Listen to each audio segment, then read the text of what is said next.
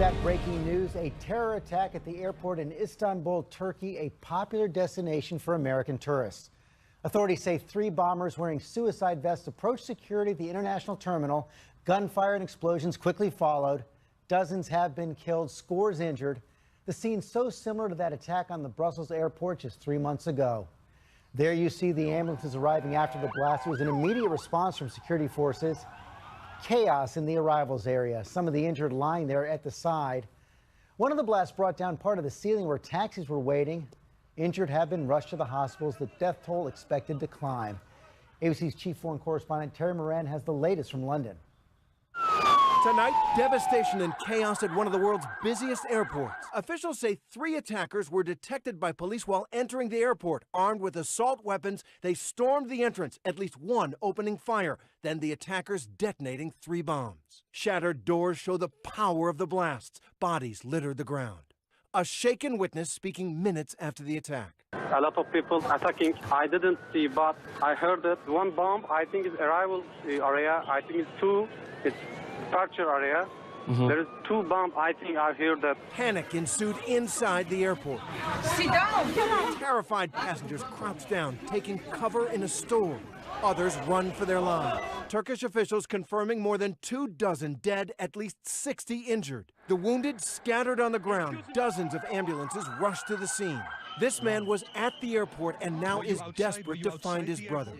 We are going to get the package on the car, and he was inside. My brother was inside to take cement from inside, and he is coming, and the explosion happened. My brother, he is not very good, and I can't see him now. I want to see him. I don't know what to do. The Ataturk Airport, the world's 10th largest, filled with international travelers every day, including many Americans. The U.S. consulate tonight tweeting out to visiting Americans, if in Turkey, contact family and friends and check in on social media to let them know you are safe.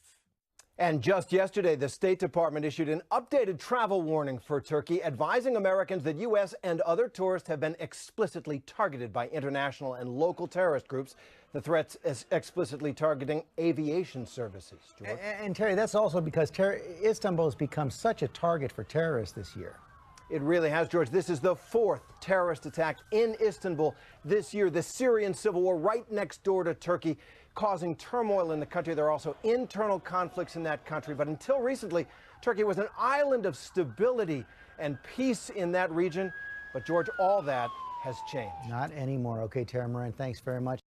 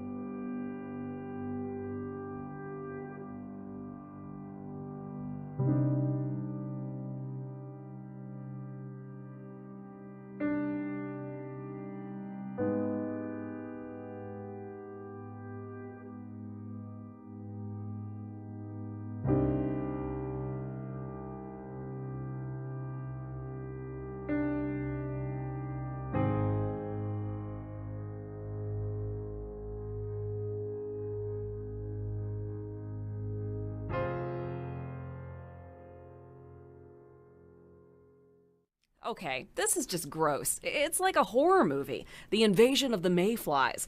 A small town in Illinois has been infested with thousands of these things. They flew in overnight to the town of Havana, southwest of Peoria.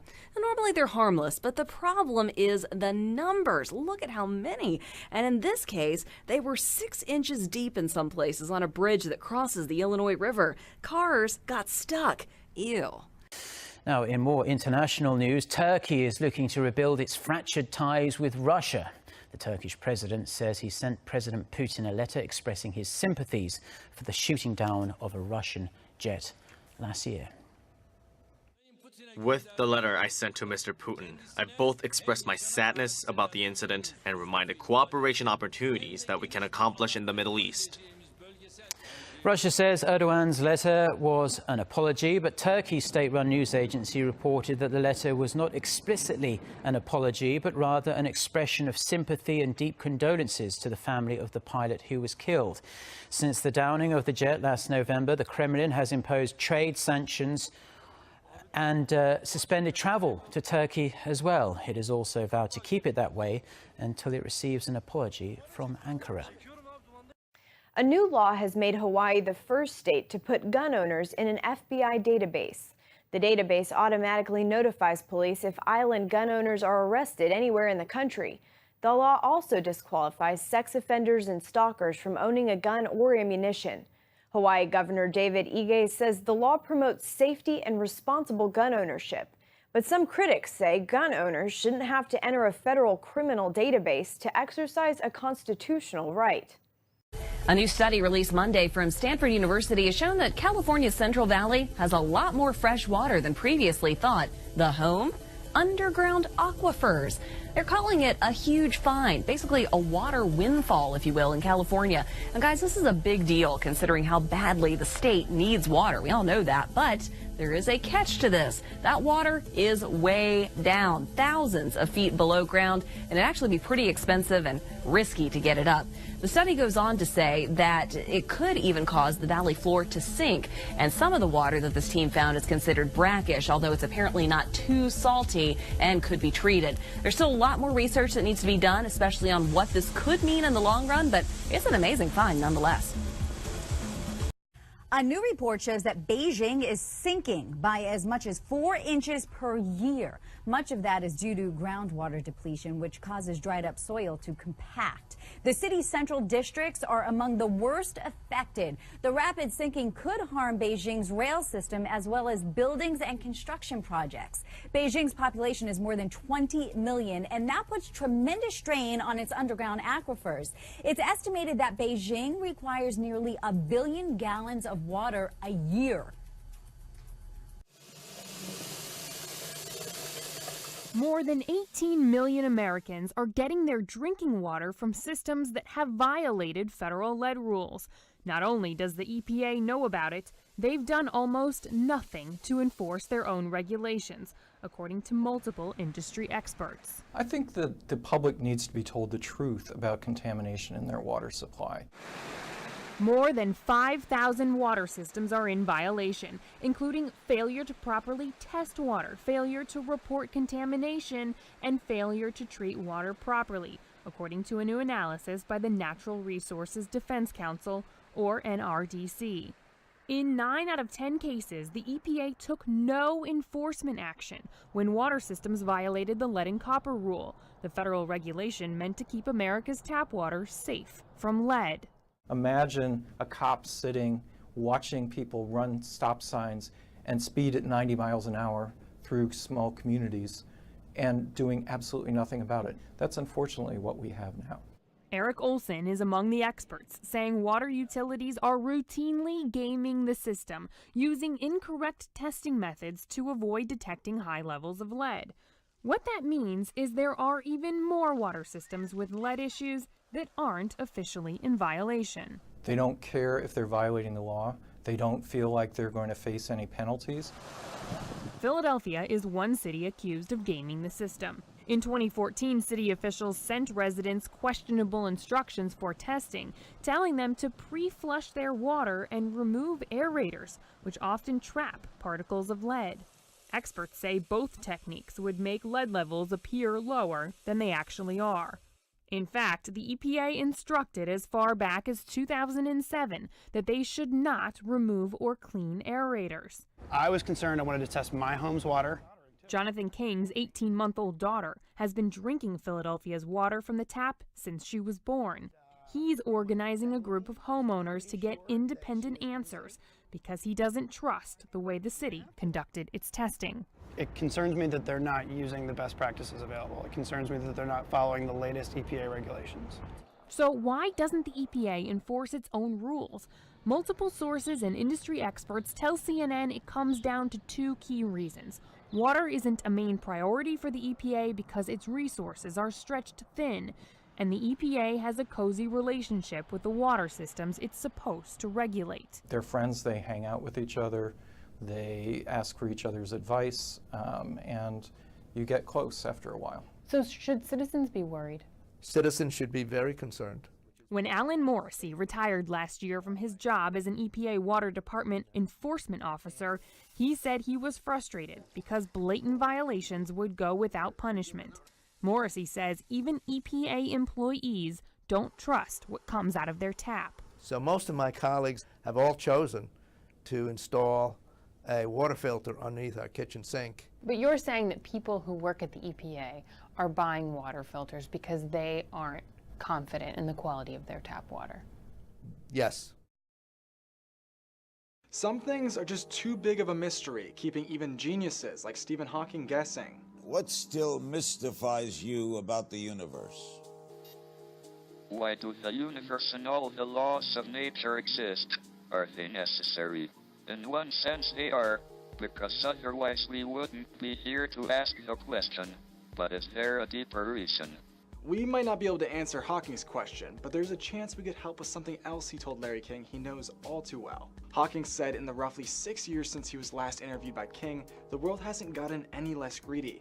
Air pollution has increased over that time to the point where now 80% of urban dwellers are in danger, and he called global warming Earth's most pressing issue. When interviewed by King in 2010, Hawking said, "We are in danger of destroying ourselves by our greed and stupidity. We cannot remain looking inwards at ourselves on a small and increasingly polluted and overcrowded planet." That echoed a stand he made on global warming at the Royal Society of London in 2007. Hawking has asserted that hotter ocean temperatures would melt the ice caps and cause large quantities of carbon dioxide to escape the ocean floor. Those effects could, in turn, make Earth's climate more like Venus's, with temperatures reaching 250 degrees Celsius. But there is change on the way. This week, American, Canadian, and Mexican leaders are set to announce a goal of half of the continent's energy coming from zero-carbon resources by 2025. The Freedom from Religion Foundation is going after the city of Hondo, Texas, for proclaiming themselves God's country on its welcome sign. That's been the city's slogan since the 1930s. But after 2 complaints, the FFRF is calling for the sign to be taken down. The mayor of Hondo says he has no plans to change it. He believes the sign gives people an idea of what kind of community they're entering.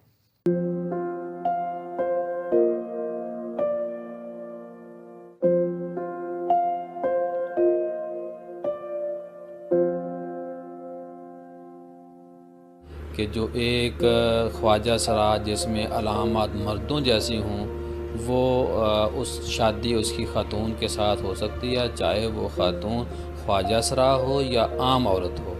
इसी तरह ऐसा ख्वाजा हिजरा खुनसा जो ख़ातून हो और उसकी clear जो अलामात हैं ख़वातीन जैसी हों, उसकी शादी भी मर्द के साथ हो सकती है।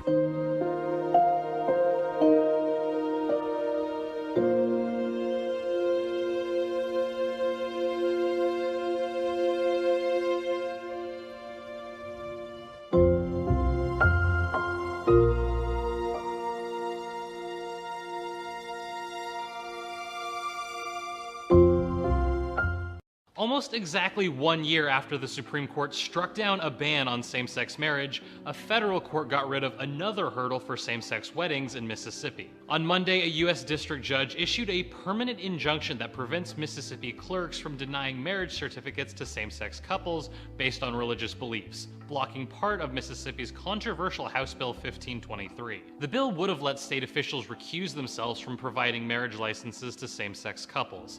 The official would still have to help the couple find a different way to get the license, but the judge ruled that wasn't enough.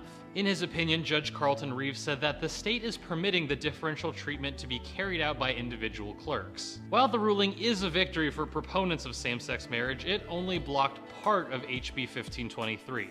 The bill has several other provisions that opponents say discriminate against the LGBT population. HB 1523 still prevents the government from intervening when a person, organization, or business acts according to their religious beliefs. An ACLU representative says the bill basically sanctions religious discrimination. The law goes into effect July 1st.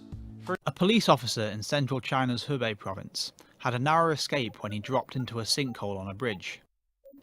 But he refused a rescue. What happened? Liu Yong could see that the bridge in Jiangsu County was in danger of collapsing after a heavy downpour on Sunday.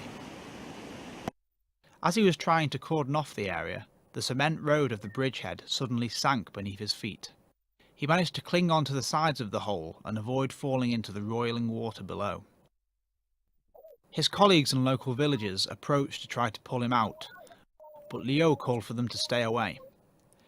He knew that their extra weight could have caused more of the surface around the hole to sink.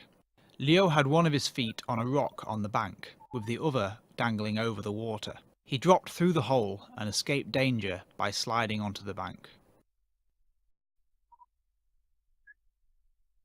And welcome back, everybody. We are back now with this morning's Hot Shot, and we're talking about mid-air prayer. Former NFL star Tim Tebow lending a hand on a flight, comforting fellow passengers after an older gentleman reportedly suffered a medical emergency. When Tebow heard exactly what was going on, he went back to pray with the family, left his seat in first class. A fellow traveler, Joshua Douglas, snapped the photo, posted it on Facebook, praising Tebow for his kindness. And here's what he told us about the incident. He just reached in and they reached out and grabbed him and they were hugging each other. He bowed his head and they had prayer. Unbeknownst to him, people around him, teary-eyed, whispering words of encouragement and praying with him as well. Something for all of us to aspire to this morning, since we're talking about Pat Summitt, who said you win in life with people. The flight landed in Dallas. He didn't stop there. He helped the family with their bags, and the man is in stable condition. Way to go, Tim.